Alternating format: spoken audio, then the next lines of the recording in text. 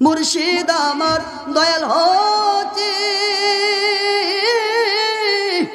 ওরে তোমায় পাবার আশে গো আট রশিয়া আইসি গো কয় কিনা জোরে বলেন কয় মক্কা গেলাম মদিনা গেলাম আমার বাবার দরবারের চাইতে এত ভালো জায়গা পাইলাম না বলেন নাউজুবিল্লাহ আরো জোরে কন্যা উনি মক্কা গেছে মদিনা গেছে ওনার বাবার দরবারের চাইতে ভালো জায়গা পায় নাই মানে মক্কা মদিনার চাইতে ওনার বাবার দরবার ভালো হয়ে গেছে নাউজুবিল্লাহ বললেন না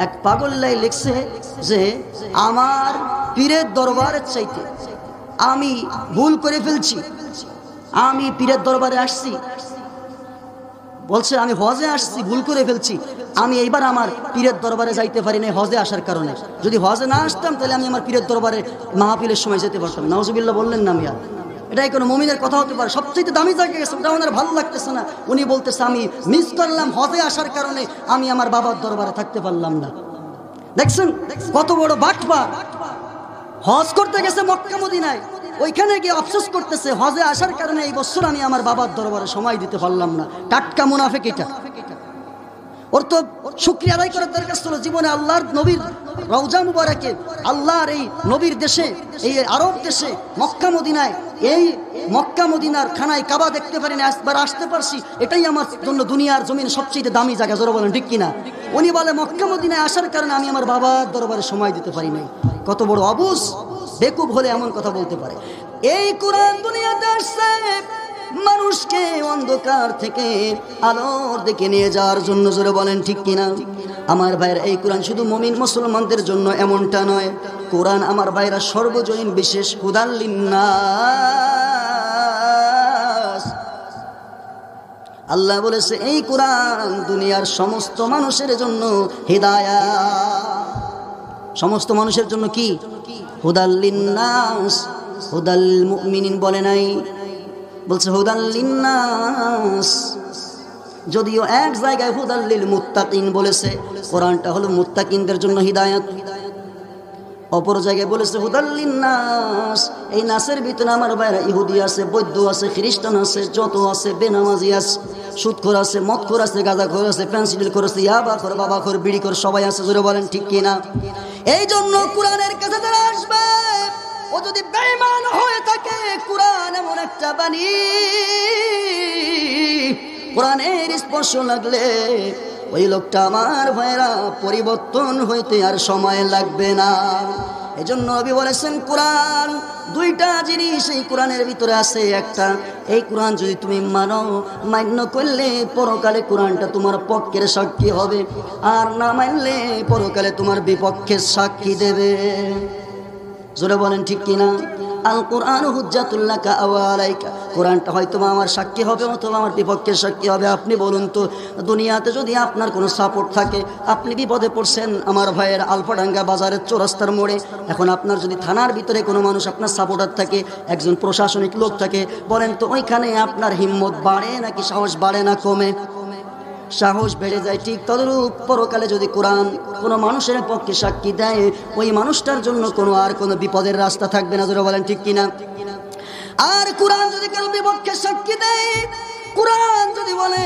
আয় আল্লাহ তাআলা তুমি কোরআন দিয়েছো তাদেরকে পড়ার জন্য বোঝার জন্য আমল করার জন্য ওরা বুঝেও নাই বোঝার চেষ্টাও করে নাই জানেও নাই আমি কোরআনকে খুলেও নাই ধরেও নাই ছয়ও নাই কোরআনের মজলিসে বসে নাই বরং কোরআনের মজলিসের সৌন্দর্য নষ্ট করেছে পাশে দাঁড়ায় দাঁড়ায় হাউকাউ করেছে কি করেছে জোরে বলেন প্যান্ডেলের পাশে দাঁড়ায় দাঁড়ায় চিৎকার করেছে হাউকাউ করেছে প্যান্ডেলের ভিতরে বসে নাই আল্লাহ গো আজকে ওদেরকে সাইজ করো তাহলে বলেন তো ওই লোকটার আর বাঁচার উপায় আসেনি আছে আর কোরআন যদি পক্ষের সাক্ষী হয়ে যায় তাহলে আর বিপদ নাই রাসূল আমার হাদিসের ভিতরে বলছেন ইযা উদিয়াল মাইতু ফি কবরিহি জাআল কুরআন ইনদা রাসিহি ওয়াস সালাতু আন ইয়ামিনিহি আমার ভাইয়েরা, আমি আপনি যদি কোরআনের পক্ষের লোক হয়ে থাকি, কোরআনকে মহাব্বত করে থাকি, কোরআনের মজলিসকে, কোরআনের মাহফিলকে, কোরআনের ঘরকে,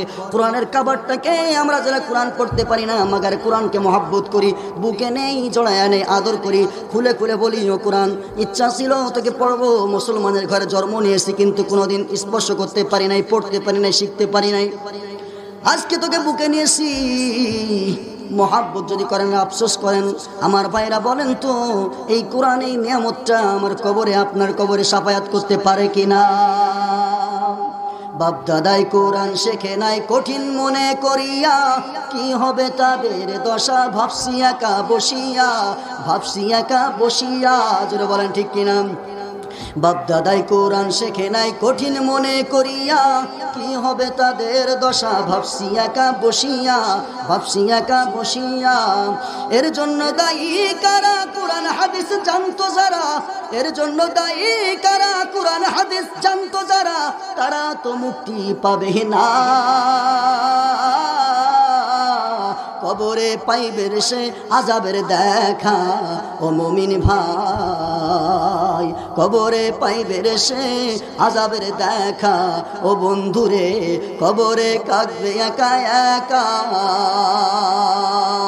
বলেন ঠিক কিনা? এজন্য কোরআন যদি কোনো মানুষ মহব্বত করে আর পড়তে পারে, ওই লোকটা মৃত্যুর পরে, আমার ভাইয়ের হাদিসে পাকের ভিতরে ইরশাদ করেছেন নবী, ইদা উজিয়াল মাইতু ফি কবরি জা আল কুরআন, ওই লোকটার কবরের ভিতরে কোরআন দুইটা সূরাত হয়ে আসবে, হয়তোবা একটা পাখির সূরাত হয়ে আসবে, অথবা একটা ছোট বালকের সূরাত হয়ে তার কবরের ভিতরে আসবে, আর লোকটার কবরের ভিতরে থাকবে। হাদিসে পাকের ভিতরে নবীজি বলেছেন, প্রত্যেকটা মানুষকে কবরে রাখার পরে ওই কবরের ভিতরে মুনকার নাকির নামে দুইজন ফেরেশতা আসবে, তাকে আমার ভাইরা জবাবদিহি করবে, প্রশ্ন করবে। প্রথম তাকে কবরের ভিতরে বসানো হবে, আমার ভাইয়েরা বসানোর পর প্রশ্ন করা হবে। এখন এই কোরআনের মানুষটাকে যখন কবরের ভিতরে আমার ভাইরা প্রশ্ন করার জন্য আইব, এবার কোরআন ডাক দিয়ে বলবে, ও ফেরেশতারা, খবরদার খবরদার, আল্লাহর এই বান্দাকে ডিস্টার্ব করো না, তাকে নতুন দুলার মতো আরামের ঘুম ঘুমাইতে দাও, তাকে বাধা দিও না। জোরে বলেন সুবহানাল্লাহ। কারণ আমি কোরআনকে ওরা দুনিয়াতে মুহাব্বত করেছে, বড় ভালোবেসেছে, আজকে আমার কবরের ভিতরে, ওই কবরের ভিতরে আমরা চলে আসছি। আয় আল্লাহ তাআলা সূরাতুল মুলক ডাক দিয়ে বলবে, আল্লাহ এই লোকটা কোনোদিন আমাকে তিলাওয়াত না করে ঘুমাইতো না, কোনোদিন যদি ভুল হয়ে যেত, ইশার পরে সূরা মুলক তিলাওয়াত করতে ভুলে যাইতো, একবার হলেও ফজরের আগে তিলাওয়াত করে নিত, আর ফজরের আগে না পাইলে ফজরের পরে তিলাওয়াত করে নিত। রব্বুল আলামিন, আয় আল্লাহ তাআলা, আজকে আমি কোরআন কবরের ভিতরে সাক্ষী দেই গো, তুমি যদি তোমার এই কোরআনের বান্দাকে মাফ না করো, আমি সূরাতুল মুলকে যে প্রতিদিন ইশারের পর তিলাওয়াত করত, নবী আমার বলেন, কোরআন আল্লাহকে বলবে, আল্লাহ তোমার এই বান্দাকে যদি আজকে কবরের ভিতরে মাফ না করে তাকে যদি জান্নাতি না বানায় দাও, আমি কোরআনকে, আমি সূরাতুল মুলকে তোমার কোরআন থেকে মুছে দাও। সুবহানাল্লাহ বললেন না? না না, বাড়ি যায় বললেন, সকালে বললে হবে না? জোরে সোরে বলেন সুবহানাল্লাহ। এজন্য ভাইরা আমার, এই কোরআন শুধু মুমিনের জন্য না, মুসলমানের জন্য না, কোরআনটা সকল মানুষের জন্য। জোরে বলেন ঠিক কিনা? এই কোরআন থেকে হিদায়াত একজন বেনামাজি নিতে পারে, একজন কাফের, একজন মুনাফিক, সবাই এখান থেকে শিক্ষা নিতে পারে। এখানে বেনামাজির কথা আছে না নাই? সুদখোরের কথা আছে না নাই? ঘুষখোরের কথা আছে না নাই? দুনিয়ার যা কিছু বলবে, যারা ওয়াজ করবে, এদের কথাও আছে না নাই? যারা মোল্লা মৌলবী মুফতি হবে, এদের কথা আছে না নাই? সব আছে। তাইলে মনে হয় যারা দেশ চালাবে, রাষ্ট্র চালাবে, এদের কথা কোরআনে নাই? এদের কথা আকিমুদ্দিন, এই কথা মনে হয় কোরআনে নাই, শুধু আছে আকিমুসসালাহ, এমনটা নাকি? নাকি আকিমুদ্দিন এই কথাও কোরআনের ভিতরে আছে, দিন প্রতিষ্ঠা করা লাগবে। জোরে বলেন ঠিক কিনা? এজন্য কবি বলেন, এ বাণী সকলের নয় শুধু মুমিনের, যারাই চলবে মেনে ফল পাবে কোরআনের। এ বাণী সকলের নয় শুধু মুমিনের, যারাই চলবে মেনে ফল পাবে কোরআনের। ঘরে বলো কিংবা রাষ্ট্রে বলো, ঘরে বলো কিংবা রাষ্ট্রে বলো, অশান্তি দূর করে শান্তি আনে সমাধান। ও সমাধান সমাধান চাও যদি জীবনে মরণে, ফিরে যাও খুঁজে নাও চোখ রাখো কোরআনে, সমাধান ও সমাধান।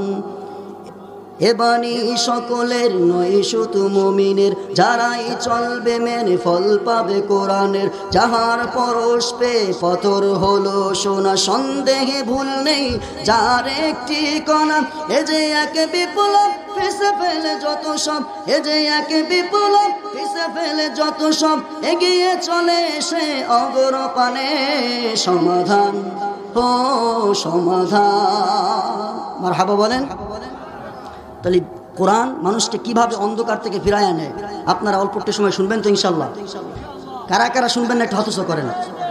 এতগুলা মানুষ যদি আপনারা না শুনতে চান তো ওয়াজ করবো কি আমি? একটু হাতে নাড়া দেন, হাত উঁচু করেন, উঁচু করেন, নাড়া দিয়ে ঘুমটুম ভাঙে ফেলেন, ঘুম ভাঙেন। কিতাবুন আনজালনাহু ইলাইকা লিতুখরিজান নাসা মিনাদ যুলুমাতি ইলান নূর। আল্লাহ রাব্বুল আলামিন কুরআনুল কারীমের ভিতরে বলেছেন, এই স্বয়ং কুরআন নিজেই বলেছেন, এই কুরআনের কাছে যদি তোমরা আসো তাইলে তোমাদেরকে আমি অন্ধকার থেকে আলোর দিকে নিয়ে যাব। জোরে বলেন সুবহানাল্লাহ। আর এই কোরআনটা এমন এক কোরআন, এটা হলো ফুরকান। জোরে বলেন কি? ফুরকান, যেটা মানুষের ভিতরে ফয়সালা করে, মীমাংসা করে দেয়। যার নামে কোরআনের ভিতরে একটা সূরা আল্লাহ নাজিল করেছে। জোরে বলেন ঠিক কিনা? আমার ভাইরা, কোরআন মানুষকে কেমনে পরিবর্তন করে, কেমনে পরিবর্তন করে আমার ভাইরা জান্নাতের দিকে নিয়ে যায়। আমার ভাইরা মানুষকে কেমনে পরিবর্তন করে অন্ধকার থেকে আলোর দিকে নিয়ে যায়। একটা আমার ভাইরা অল্প সময়ের ভিতরে হুজুর আগাসার আগ পর্যন্ত একটা এক্সাম্পল দিলে, একটা আমার ভাইরা হিস্টোরি টেনে এনলে আপনাদের বুঝতে সুবিধা হবে। আল্লাহ নবীর মেয়ে হযরতে সাইয়্যিদানা আমার ভাইরা জান্নাতি মহিলাদের সরদারনি ফাতেমাতুজ জোহরা রাদিয়াল্লাহু তাআলা আনহা, আল্লাহ নবীর মেয়ের বন্ধুত্ব হয়ে গেল একজন ইহুদি মেয়ের সঙ্গে। কার সঙ্গে? জোরে বলেন, কার সঙ্গে? জোরে বলেন। একজন ইহুদি মেয়ের সঙ্গে একদিনের না, 2 দিনের না, একটানা 12 বছরের সম্পর্ক। কত দিনের? জোরে বলেন কত দিনের? 12 বছরের সম্পর্ক। আচ্ছা বলেন তো, 12 বছর যদি একটা লোকের সঙ্গে সম্পর্ক থাকে, সম্পর্কটা মনে হয় একটু দূরত্ব থাকে নাকি নিকটের থাকে? আরে একদিনের সম্পর্ক তো এমন হয়, একদিনের সম্পর্ক সব কিছু দিয়া দেয়, টাকা দেয়, ঘড়ি দেয়, মোবাইল দেয়, যা কিছু দেখে তোর সব দিয়া দিব। এক মায়ের লগে সম্পর্ক হয়েছে, ঢাকা, গুলশান, ধানমন্ডি, বনানী, বসুন্ধরা, বাড়িধারা, যে কোনো এক জায়গা দ্বারা সম্পর্ক হয়েছে। ডাক দিয়ে বলে, কি চাও গো? যা চাইবা ওটাই দিয়ে দেবো। কি আছে দেওয়ার মতো? তোমার তো দেওয়ার মতো কিছু নাই, তুমি নাকি ফকিন্নির ফলা। কেডাই কইছে আমি ফকিন্নির ফলা? কি চাস ওটাই দেবো। কি আছে তোমার সঙ্গে? দামি একটা আইফোন আছে, নিবানি। দিলে তুমি একদিনের সম্পর্ক। কয় দিনের? জোরে বলেন। একদিনের সম্পর্কের কারণে সব দিয়ে দেয়। আর আমার ভাইরা, নবীজির মেয়ে হযরতে ফাতেমাতুজ জোহরা রাদিয়াল্লাহু তাআলা আনহার সঙ্গে এক ইহুদি মেয়ের 12 বছরের সম্পর্ক। 4টাখানি কথা নয়। আমার ভাইরা, এই বান্ধবী একদিন বাড়ির ভিতরে চলে গেছে। বাড়ির ভিতরে যাওয়ার পরে ওই ইহুদি ডাক দিয়ে বলতেছে, মা রে, আমি তো তোমার বিবাহ ঠিক করে ফেলছি একটা হ্যান্ডসাম, একটা হৃষ্টপুষ্ট সুবর্ণ একজন সুন্দর পুরুষের সঙ্গে, যাকে দেখলে তোমার চয়েস হবে, এমন একটা সুন্দর শিল্পপতির ছেলের সঙ্গে তোমার বিবাহ ঠিক করেছি। দেখেন মানুষকে আল্লাহ কোরআন দিয়ে কিভাবে পরিবর্তন করে, অন্ধকার থেকে কিভাবে আলোর দিকে নিয়ে আসে। মেয়ে ডাক দিয়ে বলে, বাবা তুমি আমার বিবাহ ঠিক করেছো, আমার কোনো আপত্তি নাই, কিন্তু এই ব্যাপারে আমি দ্বিমত নয়। তবে আমাকে 12টা ঘন্টা সময় দিতে হবে। আমার একজন সবচাইতে কাছের একজন গেস্ট আছে, একজন বান্ধবী আছে, যার সঙ্গে আমাকে আলোচনা করতে হবে। আমার এই 12 বছরের বান্ধবী যদি এই বিবাহের অনুমতি দেয় তাহলে বিবাহ হবে, নতে বিবাহ হবে না। মেয়েটা কিন্তু ইহুদি। মেয়েটা কি? ইহুদি। আল্লাহ নবীর ভিতরে কোরআন আছে, নবীজির মেয়ে ফাতেমার ভিতরে কোরআন আছে না নাই? আপনার ভিতরে যদি নামাজ থাকে আপনার ছেলে এমনিতে নামাজ পড়বে। আপনার ভিতরে যদি কোরআনের মহব্বত থাকে, কোরআনের ভালোবাসা থাকে, কোরআনের মাদ্রাসার প্রতি মহব্বত থাকে, মসজিদের প্রতি ইমাম সাহেবের প্রতি ভালো মহব্বত থাকে, আলেম ওলামার প্রতি, অবশ্যই আপনার ঔরসে যারা আসবে ওরাও আলেম দেখলে পরে মাথাটা নিচু করে সালাম দিয়ে পরে যাওয়া লাগবে। জোরে বলেন ঠিক কিনা? এটা হলো নবীজির উম্মতের পরিচয়। আর যার বাবা মাই কোরআনকে ইসলামকে যারা আর চোখে দেখে চলবে, সন্তানগুলো তো ওই পরিস্থিতি কি ওর থেকে আরো নিচে নেমে যাবে। জোরে বলেন ঠিক কিনা? আমার ভাইয়েরা, এই মেয়েটা ডাক দিয়ে বলতেছে আব্বা 12 ঘন্টা সময় লাগবে। কয় ঘন্টা? জোরে বলেন। 12 ঘন্টা চলে গেছে ফাতেমার কাছে। ফাতেমার কাছে যায় বলে, বোন আমার আব্বা আমার বিবাহ ঠিক করে ফেলেছে একজন শিল্পপতির ছেলে একজন ইহুদির সঙ্গে। তবে বন্ধুরে, তোমার সঙ্গে আমার কথা হইল, এই বিবাহে তুমি রাজি নাকি? এটা আমি জানতে চাই। যদি রাজি থাকো তাইলে বিবাহ হবে, নাইলে বিবাহ হবে না। এই তোরা এখান থেকে যাবি, এখানে বসবি, বারবার বলতেছি, এরা শোনে না। মাহফিলের আশপাশে কোনো হালকা কোনো পোলাপান থাকবে না, সব ভিতরে বস, না যা এখান থেকে ভাগ। আমার ভাইয়েরা ডাক দিয়ে বলতেছে, তুমি যদি অনুমতি দাও তাইলে বিবাহ হবে, নাইলে হবে না। ফাতেমা ডাক দিয়ে বলে, বোন রে, এটা কেমন কথা? আমি হইলাম মুসলমানের মেয়ে, আমি হইলাম বিশ্ব নবীর মেয়ে, আর তুমি একজন ইহুদি, তোমার বিবাহ ইহুদির সঙ্গেই তো হবে। এখানে আমার অনুমতির কোনো ব্যাপার হতে পারে না। তোমার বাবা যেটা তোমার জন্য ঠিক করেছে তুমি ওটাই রাজি হয়ে যাও। জোরে বলেন ঠিক কিনা? এটাই তোমার জন্য ভালো হবে। মেয়ে ডাক দিয়ে বলে, ফাতেমা তোমার এই কথা আমি শুনতে রাজি না, কারণ তোমার সঙ্গে আমার 1-2 দিনের সম্পর্ক না, 1 মাস 2 মাস 1 বছরের সম্পর্ক না, একটানা 12 বছরের সম্পর্ক তোমার সঙ্গে হয়েছে। কাজেই আমি আজ পর্যন্ত কোনো কাজ আমি তোমার অনুমতি ছাড়া করি না। কোনো একটা পোশাক যদি আমার গায়ের ভিতরে আমি লাগাই, তোমার অনুমতি নিয়ে লাগাই। কোন খাবারটা খাবো এটা আমি তোমার কাছে শুনিয়া, তোমার অনুমতি নিয়া এরপরে আমি ওইটা খাই। আর বিবাহ করবো আজীবনের জন্য একটা সঙ্গী আমি তৈরি করব, বানাতে যাচ্ছি আমার জীবনী সঙ্গী। আর তুমি বলছো আমার বাবার কথাই বিবাহ করবো, এটা হতে পারে না। বান্ধবী রে, তুমি যদি অনুমতি দাও তাইলে বিবাহ হবে, নাইলে বিবাহ হবে না। জোরে বলেন আল্লাহু আকবার। আরো জোরে আওয়াজ করে বলেন আল্লাহু আকবার। কারণ হলো মেয়েটার ভিতরে আল্লাহর নবীর থাকা কোরআন ফাতেমার ভিতরে ঢুকছে, আর ওই ফাতেমার কোরআনের ছোঁয়া ওই মেয়ের ভিতরে স্পর্শ লাগছে। ধরে বলেন ঠিক কিনা? আমার ভাইয়েরা, এবার ফাতেমা বলে, বোন রে, আমি এটার কিছু বলতে পারি না, তবে শোনো রে, তোমার বাবা যেহেতু তোমার জন্য এটা ভালো মনে করেছে, আর বাবাই কোনোদিন তোমার জন্য খারাপ চাইবে না, তুমি এই বিবাহে রাজি হয়ে যাও। বিবাহে কি করে? জোরে বলেন, বিবাহে রাজি হয়ে যাও। আজকাল তো আমাদের মেয়ে ছেলে যারা আছে ওরা বিবাহের কথা বললে রাজি হয় না। কেন জানেননি? 10 বছর আগের ক্লাস 7-8 থেকে লালটুর সঙ্গে প্রেম। কি জোরে বলেন? 10 বছর বয়স থেকে লালটুর সঙ্গে প্রেম। বাবাই যদি একজনকে চয়েস করে, কয় না না কাজ হইতো না, দেরি আস, এটা আছে ওটা আছে, পড়ালেখা করবো, ডাক্তার হম, দেরি আস। জোরে বলেন ঠিক কিনা? আসল ডাক্তার হওয়া না, আসল হইল লালটুকে নিয়ে পালায়া যাওয়া। আমার ভাইয়েরা, এবার বাবাই যদি কয় না লালটুর সঙ্গে পালাতে পারবি না, তোরা বিবাহ দিয়ে দেবো অমুকের সঙ্গে, কয় না না তাহলে বিষ কেম, নাইলে ফাঁস দিব। জোরে বলেন ঠিক কিনা? কিন্তু ফাতেমা বলতেছে, খবরদার খবরদার, দ্বিমত করো না, যেহেতু তোমার বাবাই বলেছে, ইহুদি হোক আর যাই হোক, তুমি তোমার বাবার কথায় রাজি হয়ে যাও। ওই মেয়ে ডাকতে বলে, বোন আমি এই বিবাহে রাজি হতে পারি, একটা শর্ত আছে। কয় কি? তুমি যদি আমার বিবাহে চলে যাও, তুমি যদি আমার বিবাহের দিনে তুমি যদি আমার পাশে থাকো, আমার বাড়িতে যদি তুমি মেহমান হিসেবে যেতে পারো, আমার পাশে যদি তুমি থাকতে পারো, তাইলে আমি বিবাহ করতে রাজি, নাইলে আমি এই বিবাহ করব না। ফাতেমা কয়, বোন রে, পাগলামি করো না, তুমি চলে যাও। আমি যদি তোমার বাড়িতে যাই তাহলে তোমার বাবার সম্মান থাকবে না, আমার বাবারও সম্মান থাকবে না। মানুষ তোমাদের বাড়ি থেকে চলে যাবে, বলবে গরিব মানুষ আসছে, মুহাম্মাদের মেয়ে, মুসলমান মেয়ে চলে আসছে। তোমাদের ইগোতে লাগবে, তোমাদের সম্মানে লাগবে। না না, এটা হতে দেওয়া যায় না, একটা বিবাহ ভেঙে দেওয়া যায় না। আর আমাদের সমাজের কিছু মানুষের দেখবেন, আর একজনের দোষ ত্রুটি বইলা বইলা কারো বিবাহ ভেঙে দিতে পারলে উনি মনে হয় কোটি টাকার মালিক হয়ে যায়। আছে না নাই? এই মানুষগুলো কি আসলে ভালো?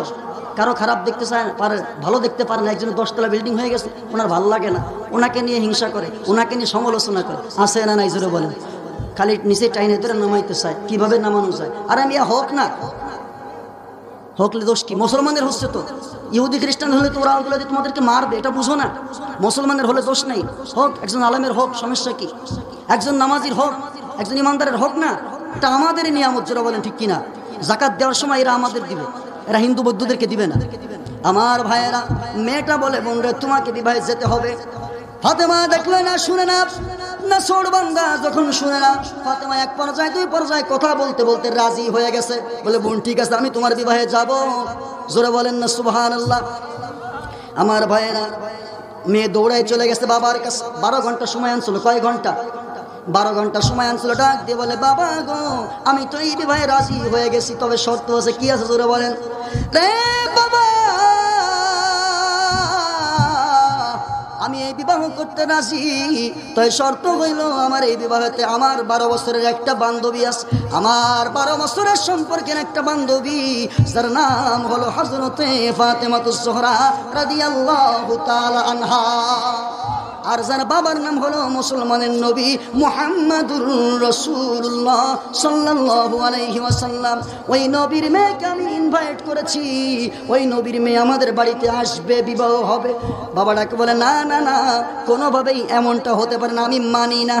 আমি কি না জোরে বলেন? মানি না। ওই মুসলমানের নবীর মেয়ে, মুসলমান মেয়ে আমার বাড়িতে আসতে পারে না। মানুষ বলবে কি, মানুষ তো এই বৈঠক থেকেই চলে যাবে, বিবাহ হবে না। না না, এটা করতে দেওয়া যায় না, তোমার বান্ধবী আসতে পারবে না, বরং আমি তোমাকে জোর করে আটকায়া বিবাহ দেবো। জোরে বলেন ঠিক কিনা?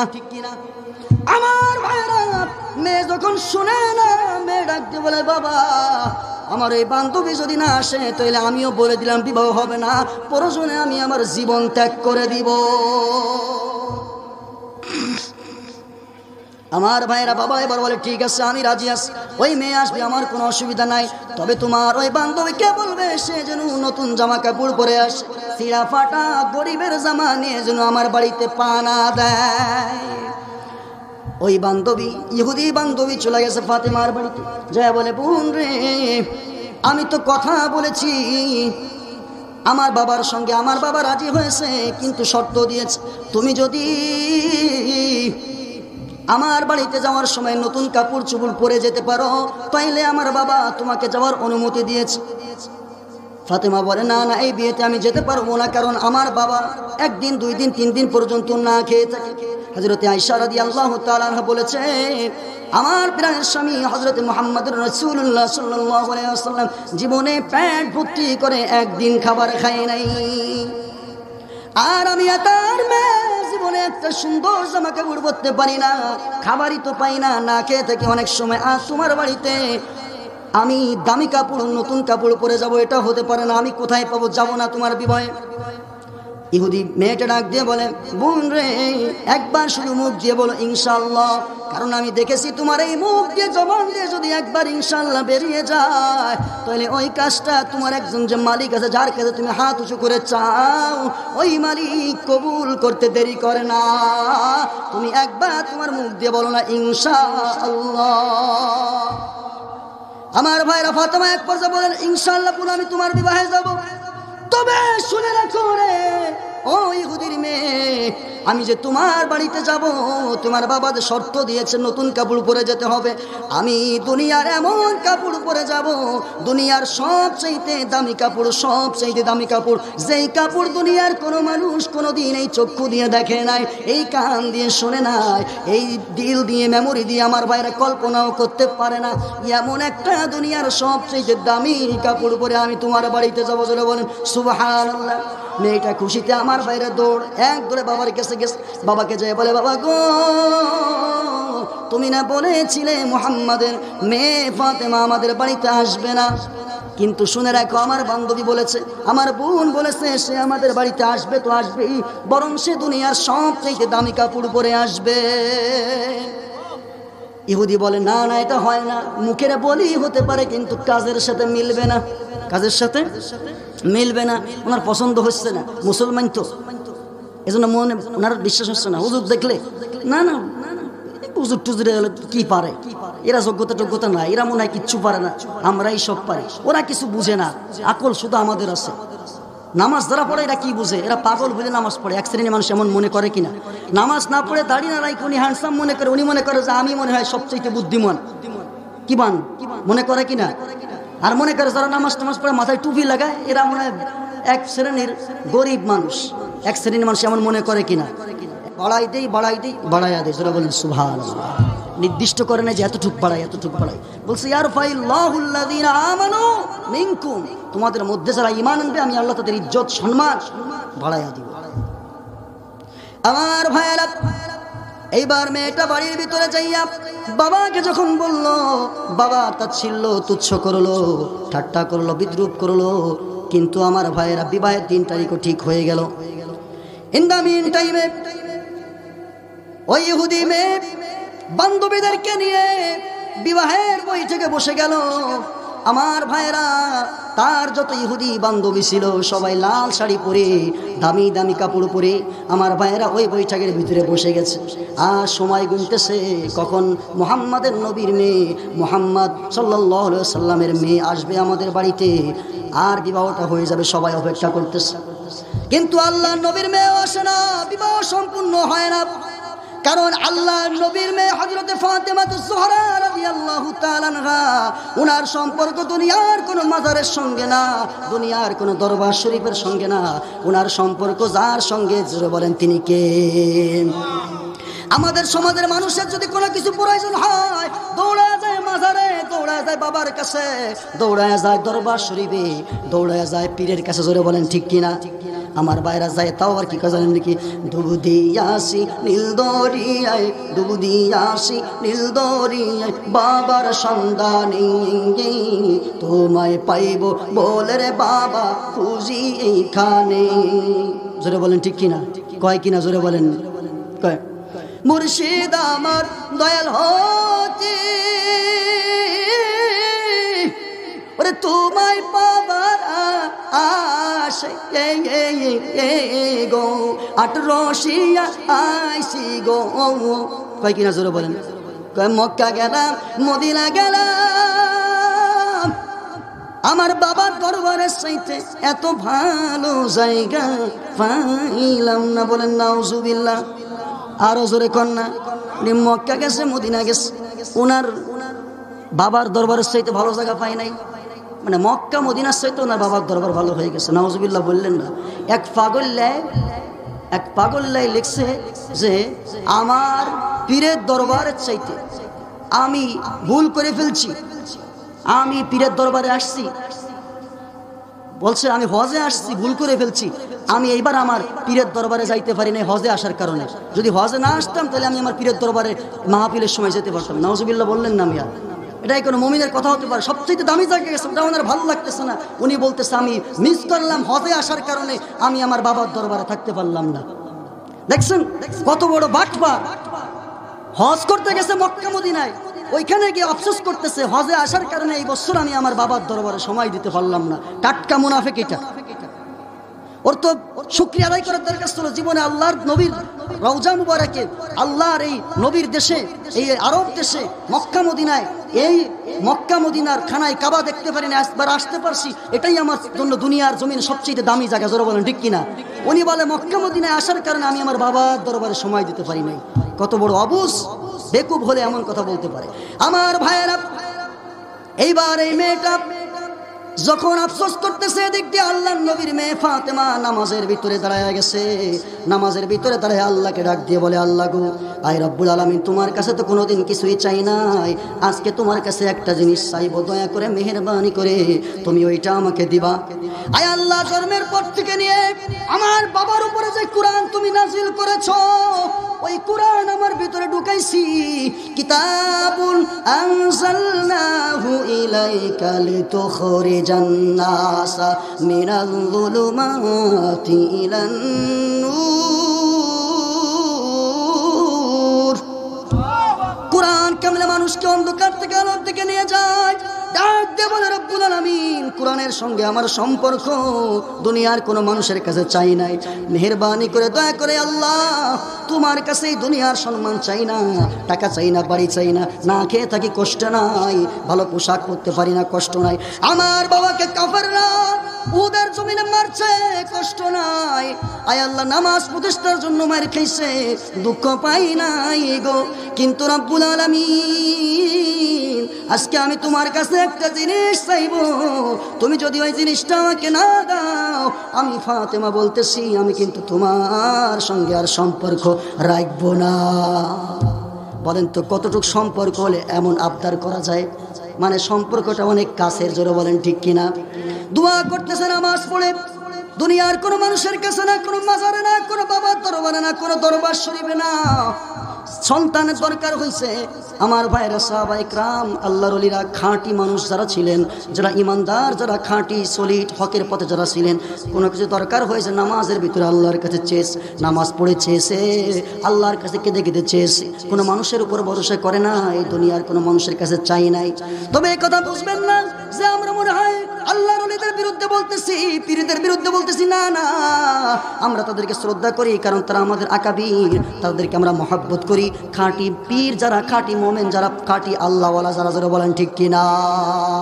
কিন্তু আমাদের কথা হইল যারা ভণ্ড, যারা মুসলমানের সাইনবোর্ড লাগায়া, মুখে দাঁড়িয়ে, মাথায় টুপি দিয়া, জুব্বা লাগায়া ইসলামের বিরুদ্ধে আচরণ করে, যারা মাঝবান্ডারি, সুরেশ্বরী, রাজারবাগি, দেওয়ানবাগি, 8 রশি, আমার ভাইরা 14 রশি, 365 রশি, 22 রশি, কত রশি যে হয়েছে, ছাগলের দড়ি, এইগুলো যারা আছে আমাদের কথা হলো ওদের বিরুদ্ধে, জোরে বলেন ঠিক কিনা? আল্লাহ নবীর মেয়ে নামাজের ভিতরে হাত উঠে করে আল্লাহর কাছে চাইতে দেরি, আল্লাহ রাব্বুল আলামিন দোয়া কবুল করে ফেলছে। আল্লাহ রাব্বুল আলামিনকে ডাক দিয়ে বলে, আল্লাহ তুমি আমাকে 2টা জামার ব্যবস্থা করে দাও। আমার বাইরে নামাজ শেষ করে মুসাল্লা উঠায়া যখন ঘর থেকে বেরোবে, দেখে ঘরের কোনায় ডান সাইডে কে যেন 2টা প্যাকেট সুন্দর ঝকঝকা চকচকা 2টা প্যাকেট রেখে গেছি। অমনি হাতের ভিতরে প্যাকেট দুটো নিয়ে আল্লাহ নবীর কাছে চলে গেছে হাকিকত জানার জন্য। ঘরের ভিতরে কোনো মানুষ আসে নাই, তাইলে এই কাপড়ের প্যাকেট 2টা কে আনলো? আল্লাহর নবীর কাছে গিয়ে বলে, আব্বা, ও আব্বা জান, প্রাণের নবী আমার, ও নবী, এটা কে দিল আমি জানি না, কোত্থেকে আসলো জানি না। আল্লাহর নবী হাতের ভিতরে নিয়ে চমকে গিয়ে বলে, ও ফাতেমা, তুমি আল্লাহর সঙ্গে যে সম্পর্ক করেছো, যেই ভালো আমল করেছো, তোমার আমলে, তোমার চরিত্রে, তোমার জীবন সাজানোর এই পদ্ধতিতে আল্লাহ তাআলা এতটা খুশি হয়েছে, রাজি হয়েছে যে আল্লাহ তোমার এমন একজন বন্ধু হয়ে গেছে। আল্লাহ রাব্বুল আলামিন তোমার জন্য খুশি হইয়া এটা জান্নাত থেকে, জান্নাতুল ফেরদাউস থেকে তোমার জন্য দামি 2টা কাপড় পাঠায়া দিয়েছে।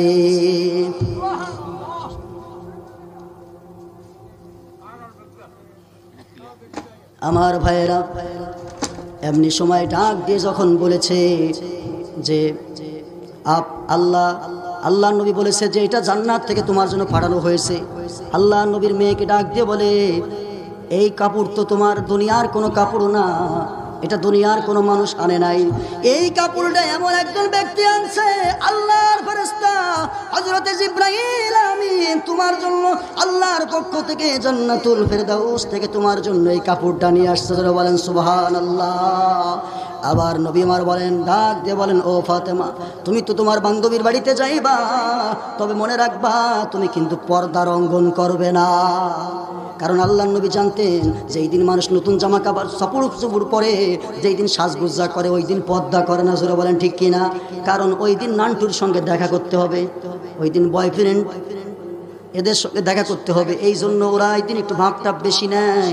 এই জন্য আমার ভাই আল্লাহ নবীও জানতেন এইটা, এই জন্য বলে দিলেন, খবরদার আজকে নতুন কাপড় পরবে, তোমার গায়ের এই কাপড়ের সুগিরান যেন মানুষ টের পায়া যেন তোমার পিছনে নিতে না পারে, তুমি যেন বাজারে দামি সুগিরান লাগায়া আলফাডাঙ্গা বাজার দিয়ে ঘুরো না, গোপালপুরের বাজার দিয়ে ঘুরো না, অন্য 10-5টা ছেলে দেখে যেন তোমার দিকে এরকম আকর্ষণ না হয় যে এই মেয়েটা কত সুন্দর পারফিউম ব্যবহার করেছে।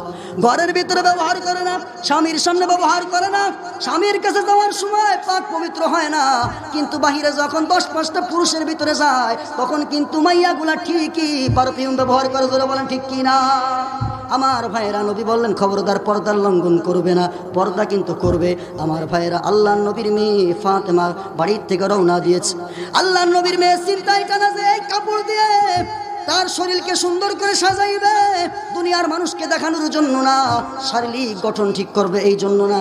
তার ইচ্ছা হইল আমি এই কাপড়টা নিয়ে ওই ইহুদি মহলে যাব, বিবাহের মহলে যাব, আর আমার এই কাপড়টা দেখে যেন ওই ইহুদিরা কালিমা পড়ে মুসলমান হয়ে যায়। আল্লাহ নবীর মেয়ে চলে গেলেন, বান্ধবীরা দিন গুনতেছে, সময় গুনতেছে। আল্লাহ নবীর মেয়ে বাড়ির ভিতরে যখন গেলেন, যাওয়ার সঙ্গে সঙ্গে ওই জান্নাতি কাপড়ের সুগিরানে পুরা বাড়িটা আমার ভাইয়েরা সুগিরানে আমার ভাইয়েরা ময় হয়ে গেছে। বলেন সুবহানাল্লাহ। যেই রুমের ভিতরে ঢুকছে, ওই বিবাহের মহলে যখন ঢুকছে, পুরোটা কামরা আমার ভাইয়েরা ঝকঝকা চকচকা আলোকিত হয়ে গেছে। যেই বাকি বান্ধবীরা ছিল ওরা তো আশ্চর্য হয়ে গেছে, এত দামি কাপড় এত দামি পোশাক থেকে পাইলো, কোন মার্কেট থেকে কিনছে?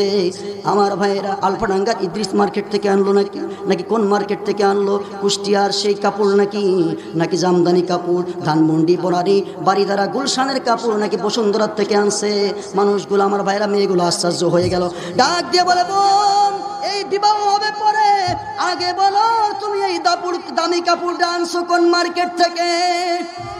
আল্লাহ নবীর মেয়ে ডাক দিয়ে বলে, দাঁড়াও একটু ওয়েট করো, এই কাপড়টা তো দুনিয়ার কোনো মার্কেটের কাপড় না।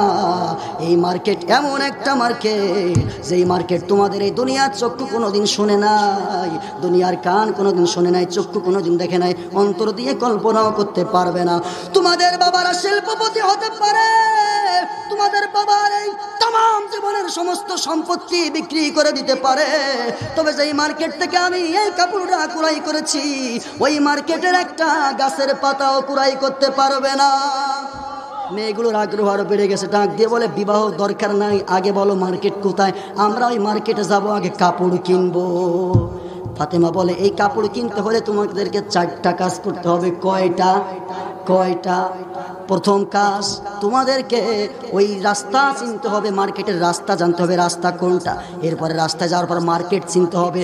মার্কেট চিনলেই হবে না, ওই মার্কেটে টাকা দিলে তোমাদেরকে কাপড় দেবে না, সম্পদ দিলে কাপড় দেবে না, ক্ষমতা থাকলেই দেবে না। ওই মার্কেটে ঢুকতে হলে একটা চাবি লাগবে। শুধু চাবি থাকলেই হবে না, ঢুকবা যে খোলার পরে কেমনে আনবা, একটা পাসওয়ার্ড জানা লাগবে। ওই পাসওয়ার্ড যদি না জানো তাইলে কিন্তু কাপড়ও পাবে না।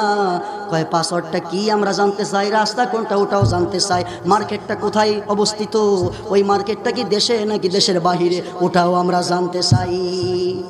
আল্লাহ নবীর মেয়ে বলো, ওই মার্কেটটাই দুনিয়াতেই আছে, ওই মার্কেটটা তোমাদের এই বাড়ির ভিতরেই আছে। আল্লাহু আকবার। কেমন করে মার্কেটটা পাবো? মার্কেটের রাস্তা কই দেখায়া দাও। ডাক দিয়ে বলে, ওই মার্কেটের রাস্তা হলো ইহদিনাস সিরাতুল মুস্তাকিম, ইহদিনাস সিরাতুল মুস্তাকিমের রাস্তা। আর ওই চাবিটা হলো লা ইলাহা ইল্লাল্লাহু মুহাম্মাদুর রাসূলুল্লাহ। আর 5 ওয়াক্ত হলো 5 ওয়াক্ত নামাজ।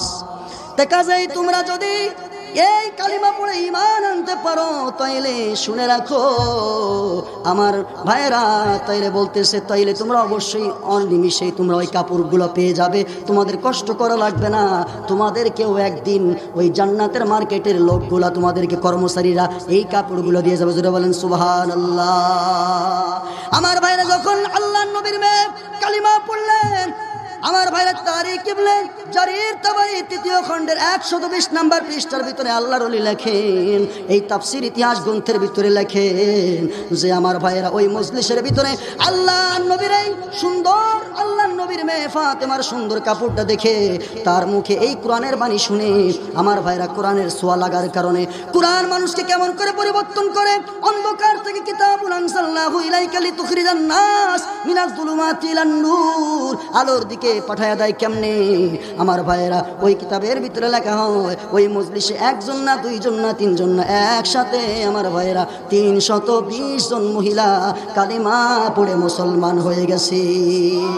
তাহলে এই কোরআনের সঙ্গে আমাদের থাকার দরকার আছে না নাই? কোরআনের মানুষ যারা আছে, কোরআনের ফ্যাক্টরি যেগুলো আছে, মাদ্রাসা, কোরআনের ধারক বাহক রাহাবার যারা আছে, ওদের প্রতি মনে হয় আমাদের সুধারণা রাখা লাগবে না? জোরে বলেন লাগবে। তাহলে অবশ্যই লাগবে। এটা আমাদের বলার কিচ্ছু নাই, আল্লাহ নিজেই বলে দিয়েছে কোরআনের ভিতরে, আল কোরআন হুজ্জাতুল্লাকা আও আলাইকা। কোরআন সঙ্গে মহব্বত করতে হবে, কোরআনকে ভালোবাসতে হবে, কোরআনকে মানতে হবে, প্রতিষ্ঠা করতে হবে, কোরআনকে কায়েম করার জন্য চেষ্টা করতে হবে, এবং কোরআন যারা নিয়ে চলাচল করে ওদেরকে মহব্বত করতে হবে। জোরে বলেন ঠিক কিনা? কোরআনের মজলিস, কোরআনের মানুষ, কোরআনের গিলাপ, কোরআনের যা কিছু আছে টোটাল এ টু জেড, হোক সেটা ছোট মানুষ, হোক সেটা বড় মানুষ, কালা ধনী গরিব কিচ্ছু নেই, কোরআন ইমান যার ভিতরে আছে, কোরআন যার সঙ্গে আছে, তাকেই আমরা সম্মান দিব মুসলমান হিসাবে। জোরে বলেন ঠিক কিনা?